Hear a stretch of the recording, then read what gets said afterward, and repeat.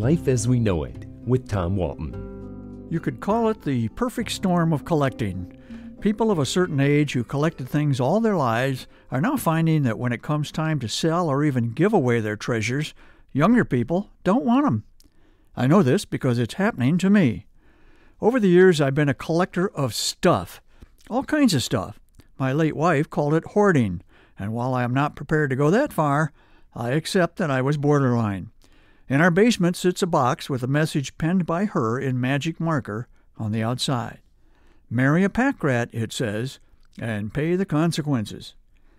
It began with baseball cards, then autographed baseballs, highway maps of the various states.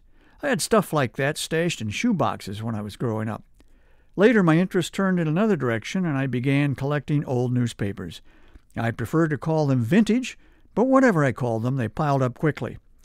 I still have old newspapers that covered the assassination of President Kennedy, the landing of Apollo 11 on the moon, and the awful events of 9/11. I keep them stored in boxes in a dark room so they don't turn yellow.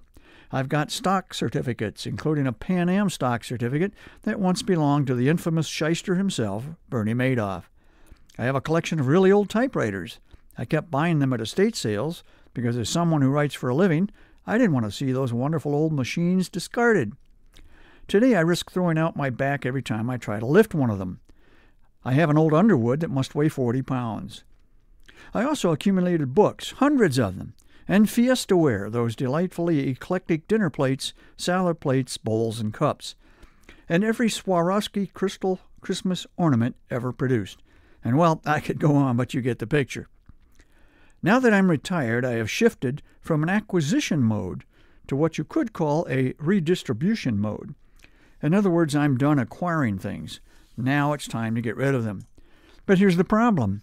Nobody wants my things. I asked both my kids and all of my grandchildren to help themselves to whatever they want. I asked again, nothing. I'm not alone. Experts say this is a national phenomenon. Baby boomers are trying to unload their stuff. Millennials are saying, no thanks, we don't want it. Evidently, antiques are no longer an attractive investment option for many young people. I know that my Fiestaware had great value when I purchased it, one piece at a time, because I was often outbidding other collectors for it on eBay. Now I'm not so sure it would bring much, even if I were inclined to sell it, which I'm not. It's a difficult reality that is confronting a lot of folks of my generation. As we accept that we ourselves are becoming antiques, we are forced to deal with a new normal.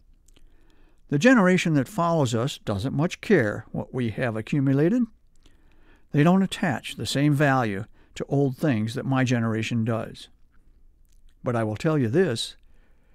Years from now, when today's 40 and younger crowd are contemplating their own mortality, they may wish they had held on to some of those wonderful reminders of their own youth. Life as We Know It is written and hosted by Tom Walton and is a production of WGTE Public Media. Life as We Know It with Tom Walton can be heard on WGTE FM 91 every Monday afternoon during All Things Considered at 5:44 p.m. or hear past episodes at wgte.org/life.